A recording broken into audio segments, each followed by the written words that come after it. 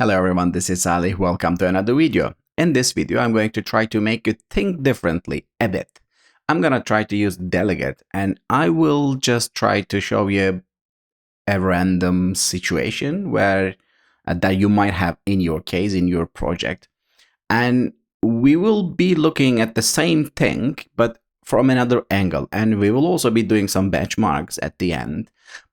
But the most important thing over here is to have the same situation with a different approach. So what I will show you is that I have an web API, ASP.NET Core web API over here. It is a super simple application, to be honest. I have a controller.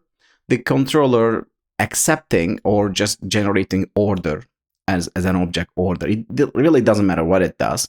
And also it sends it to order service. So order service can process that, and then we say, okay, it is created.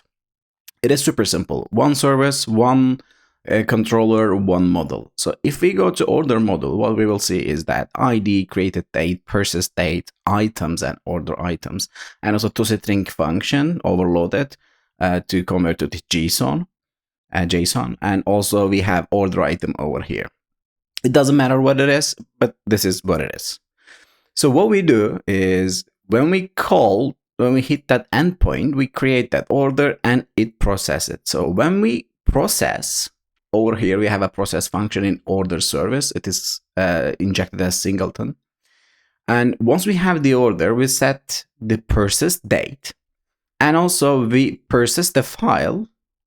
We persist the order in file. So we say, okay, this is the path, this is the name, and this is the content. So it is going to create the file over here when I hit that application. So let me try to debug this. Let me try to hit that endpoint.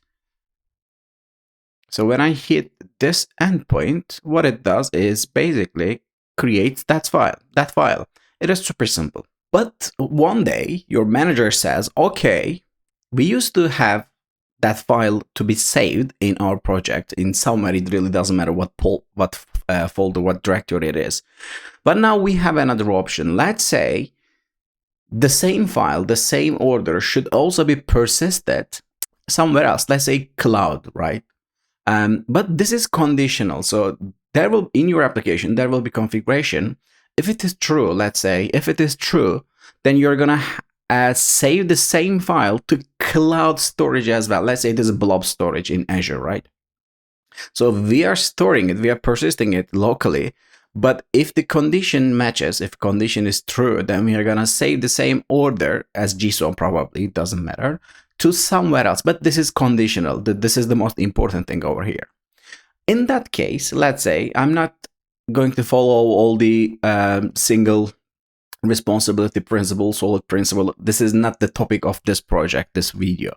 But what I will do is I will have, let's say, I will have first configuration. I'll inject that and then create a constructor. And then let's say private bool is cloud storage enabled.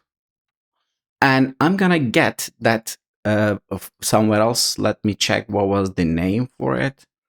So I have cloud services, and then is cloud persist enabled. This is my configuration over here. So I'm reading it, and then is cloud storage enabled if it is. So let me do that actually. So I can set this to false first, and then I can have it here by saying if that data over here is true in that case. So I'm just going to have, let's say, private task save to cloud. It really doesn't matter what it does, but just simulating the save stuff over here. So this can be awaited now. So I'll move this out just a bit. And here await save to cloud. Okay, so this is the approach. So I'm reading the configuration, and by getting the data from configuration, if it is true, I am saving it to cloud as well. So you might say, okay, there's a problem over here. There's a catch. So what we need to do is to improve that project, that approach. So you might say, okay, this process function might be called like a million times. But as this is a singleton, why we don't store that value in that variable in constructor? So we wouldn't have to read this and then convert it to a boolean every time we call it. And you are right. So what I'm going to do here is I'm just going to cut this through. And here is cloud enabled and paste. So if this is true now, what I'm going to do is if this is true and save to cloud as well. There's catch over here. So you've noticed that we don't need to read that data every time when the process function hits, right? But also now we are having the condition, so this might not change at all. This might not change. So let's say this is true when you run the application. If it is true, you're gonna call this one and this one every time. In every hit to process function, you're gonna call this. Let's say if it is false, this is false, you run the application, and obviously you're just gonna call this one only. You're not gonna save it to over here, but you are gonna have the same stuff, same condition over here every time in that process function. So this is where we can improve. To be able to improve that, so I will have something over here, let's say private delegates. So I'm gonna have private delegate over here. Let's say order processor, it accepts order. And I will also have a handler, order processor, let's say order processor handler. So this is the delegate and this is the delegate variable, I could say. So this delegate says, okay, you can assign me to anything that is accepting order and returning task. If you don't know about the delegate and how we use it, you may just watch the other video I shared earlier in that channel. It is super useful, by the way. So, okay, now I have a handler. So what I will do, instead of checking that condition every time when process function is called, I will set this one once. I will set save to file and save to cloud conditionally. And this function will be hitting that delegate type whenever it needs. So let's say, so over here, let's say this is going to happen every time, right? So what I can say, okay, I have that handler. So I'm just assigning save to file to it. So this is going to happen every time, 100%. But conditionally, I can say if this is true, order processor handler plus save to cloud. Okay, this now makes sense. So as I have everything I need in that delegate, instead of doing this, what I can say, await order handler dot invoke with order. So this is going to help me. So this is going to help me to do the same stuff, not to do the same condition every time. So now the other problem over here, so this might be changing, right? So we are going to improve. So this is now where we are actually. Do this and do this. But with that approach, now we are doing the same stuff. But the good thing about unconfiguration, the good thing about the configuration feature in .NET, ASP.NET Core .NET, is that it also gives you the ability. I will make a video about how we can create custom config provider, custom config sources over unconfiguration, how we can add our own implementation. I will make a video. If you don't want to miss that video, please subscribe the channel and also make sure that you hit the notification bell. So it's going to let you know when I publish that video.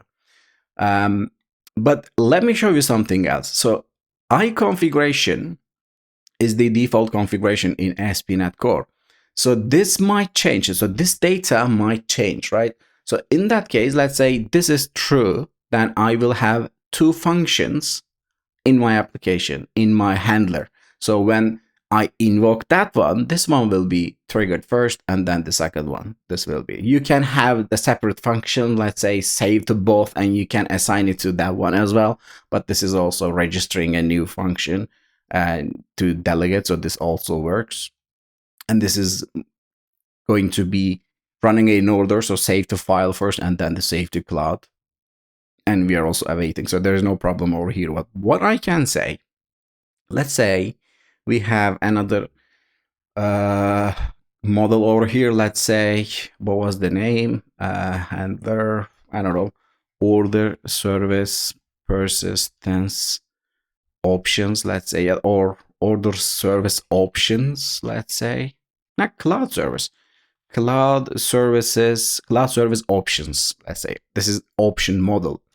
And what was the name for that one? So is cloud persisted. So prop boolean. Now what I'm going to do, I'm going to configure that model via over here. Let's say get the section first from cloud, not cloud storage, but cloud services. I'm going to get that one. And then, okay, builder services configure. Now I'm having this option model. I'm basically injecting this this option model over this one. If that name over here is the same with this one, it is going to read that one and assign that value, your configuration value, to this model. So whenever you read that one from dependency injection, it is going to give you the latest. But also, this supports changing. So while you're adding your configuration, we will be talking about this later in videos. But if when you are adding your configuration, if you say reload on change, if this file changes on the go, on runtime, it is going to call your function, whatever your function you have, it is going to load itself. So it is going to read the latest value. And also it is going to let you know if it is changed or not. So in that case, instead of reading a configuration over here, I can say I options monitor. I want to monitor cloud service option monitor, let's say. I want to monitor that option. So whenever it changes also, I want to know. It's because I'm going to change the content of my delegate, right? So conditionally, depending on the value, I'm just going to exclude this or not. So let me move this to something over here, private void set handler, and is cloud storage enabled. Let's say, let's do this, but also I can. So this is going to save cloud, save the file is going to happen in any way. And this will be conditional, right? But this is going to be adding it. So set handler, I will call that set handler first with that one. But also this option monitor has a function called onChange. And in onChange, not like that, in onChange, what it gives, cloud server options, so like that, I'm gonna say, okay, options is cloud persistence enabled. When it is changed, when any property, when this model change, it is going to let me know. So I'm passing this one into my model. Depending on the situation, it also calls this one, right? So let me do the same stuff actually. But not order ID. I'm just going to say order cloud something, so to have the different name. So when we save the cloud, just to be able to see the file over here, let me get rid of this first. So, and let me see what we have here. So we don't need that one, we don't need that one at all. Now we are reading that one. I'm not gonna get it from here actually. This is gonna be options monitor current value dot is persist enabled. This could be it. So, okay, so when I create that order service, it is going to set the handler first, depending on the situation, right?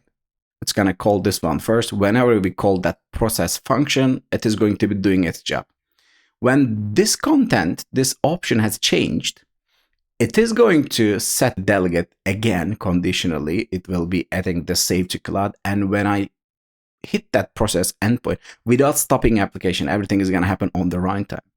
When I hit that endpoint, now it is going to have the same stuff. So I don't need to change the logic over here. I'm basically having my logic over there. Let me see if we miss anything. I don't think we do. And let's see. So the default is true, is cloud true. So I'm just going to set it to false first. And I'm in debug mode. I'm running the application. And I will be hitting that endpoint via Swagger over here. So let me, oops, not you. Let me resize this. So when I hit that endpoint, I'm gonna see a file over here, but only one file. It's because now we are saving it to file only. Cloud is disabled, right? So execute. So now I have only one, right? So still, the application is still running. So I'm just gonna come over here and hit say true. And as soon as I hit that one, it is good. It is now going to call my over here that function. This is going to set it. So this will be changed. And after that, I will execute it again. I'm expecting to see two another files, right? So I'm coming over here and save it. Now it is changed on the go.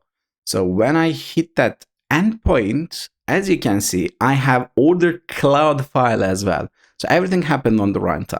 Runtime.